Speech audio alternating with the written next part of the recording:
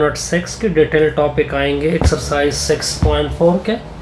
सबसे पहला डेफिनेशन है डेफिनेट इंटीग्रल के।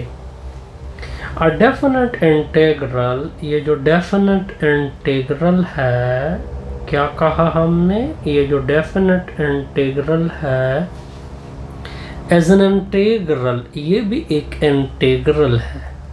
ये जो डेफिनेट इंटीग्रल है ये क्या है, एक इंटीग्रल है दैट कंटेन, सिर्फ फर्क क्या है कि उसमें कंटेन होता है स्टार्ट इन एंड वैल्यू। दो तरह के इसमें वैल्यू होती है, स्टार्ट एंड एंड वैल्यू। यहाँ तक ओके। मान लो कि स्टार्ट को ए कह देते हैं से ए, और एंड को क्या कह देते हैं, बी। और ये असल में क्लोज इंटरवल के, ये असल में क्लोज इंटरवल की एंड पॉइंट होते हैं, वेयर इंटरवल, इससे फिर हम एक इंटरवल बना देते हैं, where interval A comma B are limit of, limit या इसको कह देते हैं बाउंड्रीज। क्या कह देते हैं, इन दो वैल्यू को लिमिट भी आप कह सकते हो, बाउंड्री भी आप कह सकते हो। अब दोनों का फ़र्क एक के लिए हम एक्सप्लेनेशन करते हैं, क्योंकि देखिए इसकी रिप्रेजेंटेशन क्या होगी। फॉर एग्जांपल अगर मैं रिप्रेजेंटेशन आपको देना चाहूँ, देखें रिप्रेजेंटेशन मैं आपके सामने रख रहा हूँ। रिप्रेजेंटेशन फॉर एग्जांपल मैंने आई से डिनोट किया, ये सिंपल इंटीग्रल है किसी भी फंक्शन की। जब आप इसको, ये देखिए ये इनडेफिनिट है, क्या है, इनडेफिनिट है, लेकिन मैं अभी इससे डेफिनेट बना सकता हूँ। मैं यहाँ पे एक वैल्यू रखूँगा, यहाँ पे वैल्यू, अब इसको बोलते हैं डेफिनेट। ये कौन सी इंटीग्रल आ गई, डेफिनेट इंटीग्रल। कौन सी इंटीग्रल आ गई जी, डेफिनेट। कौन सी जी आ गया, डेफिनेट। अब इसकी ज्योमेट्रिकल रिप्रेजेंटेशन भी मैं देता हूँ कि दोनों में ज्योमेट्रिकल क्या है, ज्योमेट्रिकल रिप्रेजेंटेशन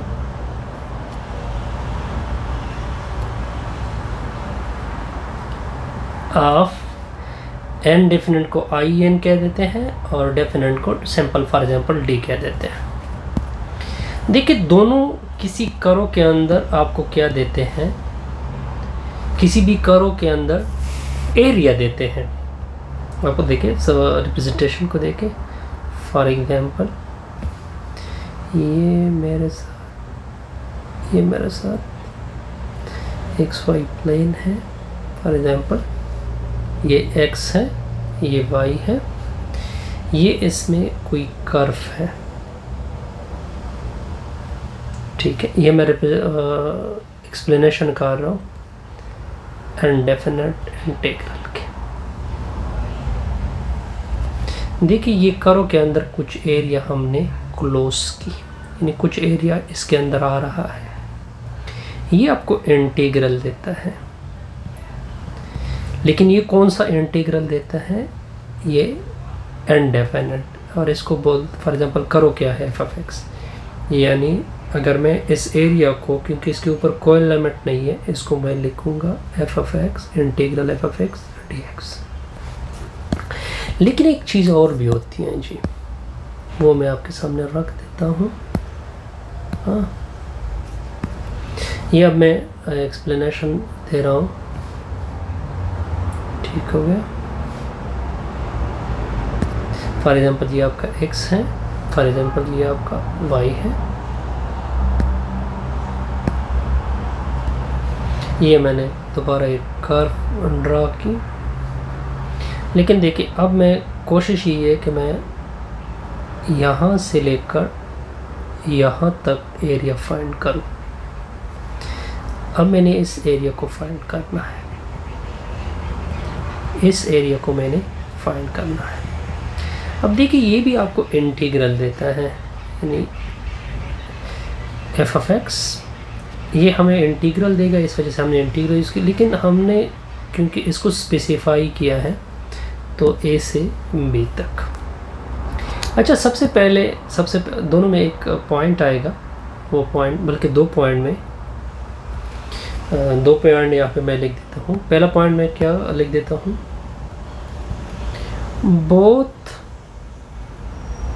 बोथ इंटीग्रल यानी डेफिनेट और indefinite, both integral have same calculation दोनों के सेम होंगे, ठीक है। यानी रूल्स, जितनी रूल मैंने पीछे पढ़े हैं, सम रूल है, डिफरेंस रूल है, फॉर एग्जांपल में सम हो गया, क्वोशंट हो गया, इंटीग्रेशन बाय पार्ट हो गया, अप टू सो ऑन वगैरह, ये सारों में सेम होंगे। नेक्स्ट एक और क्या है, इन डेफिनेट इंटीग्रल, जो डेफिनेट इंटीग्रल है, वी फाइंड इंटीग्रल, हम उसमें इंटीग्रल फाइंड कहते हैं एट एंड पॉइंट, उसमें हम but not in indefinite. Indefinite में हम सिर्फ ओनली इंटीग्रल फाइंड करते हैं, एंड पॉइंट वगैरह का कोई जिक्र नहीं करते। एक और है उसमें, इसको मैं बाकायदा आपको दिखाऊंगा भी सारी चीज़ें, ये जो मैं जितना भी कर रहा हूँ सारी चीज़ें मैं दिखाऊंगा भी आपको एक एग्जांपल में। देखिए, not use constant of integration, ये कांस्टेंट ऑफ इंटीग्रेशन एन कौन से इंटीग्रल में, डेफिनेट, प्लस सी किस में लिख देते हैं, इनडेफिनेट में, लेकिन इसमें प्लस सी नहीं लिखोगे, और इसको मैं बाकायदा प्रूफ भी करूँगा कि क्यों नहीं लिखोगे। ऐसे एक एग्जांपल में ये तीनों पॉइंट क्लियर हो जाएंगे आपके। एग्जांपल 14 में ये तीनों पॉइंट मैं आपके क्लियर करा देता हूँ, ठीक हो गया। एग्जांपल 14, ठीक हो गया। एवलिएट या इवल्यूट भी लोग बोलते हैं, evaluate the integral या evaluate the integral x square dx 1 to 4। सबसे पहले इसका नाम रख दे कैपिटल आई, सॉल्यूशन देख के क्या नाम रख दे इसका, कैपिटल आई। अपनी तरफ से हमने एक नाम दिया इसका 1 to 4 x स्क्वायर dx। देखिए, जो पावर रूल डेफिनेट में है, जो पावर रूल इनडेफिनेट में है, वही पावर रूल किस में होगा,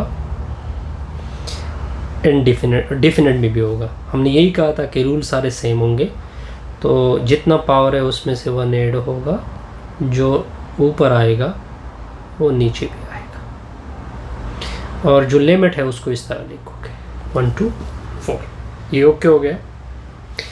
लेकिन दूसरा पॉइंट हमने क्या कहा था, हमने इन पॉइंट, प्लस सम कांस्टेंट सी भी आएगा यहाँ पे, हमने एक चीज़ प्लस सम कांस्टेंट सी, लेकिन ये बाद में गायब हो जाएगा, वो भी मैं आपको दिखा रहा हूँ। तो देखिए, इससे आ जाएगा। अब लिमिट किस तरह पुट के उसका तरीका भी मैं बता देता हूँ।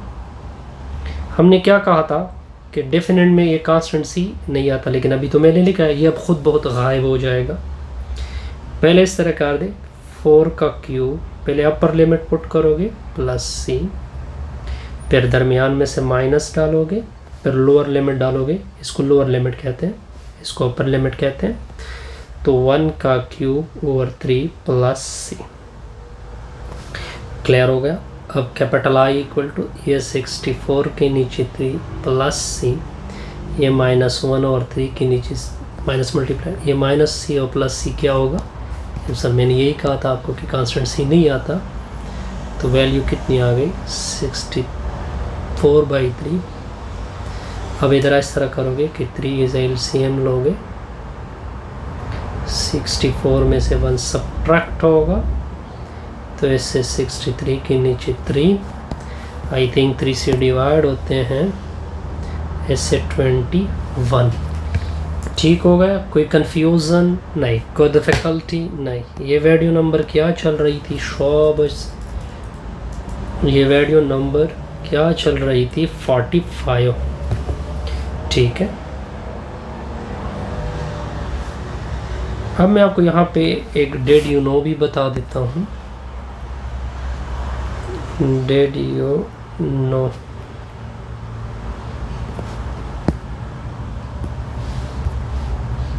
ये जो इंटीग्रेशन है इसको हम कहाँ पे यूज़ कर सकते हैं, ये इसके मुतालिक है ये चीज़।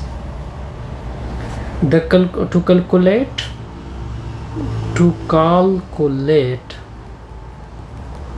द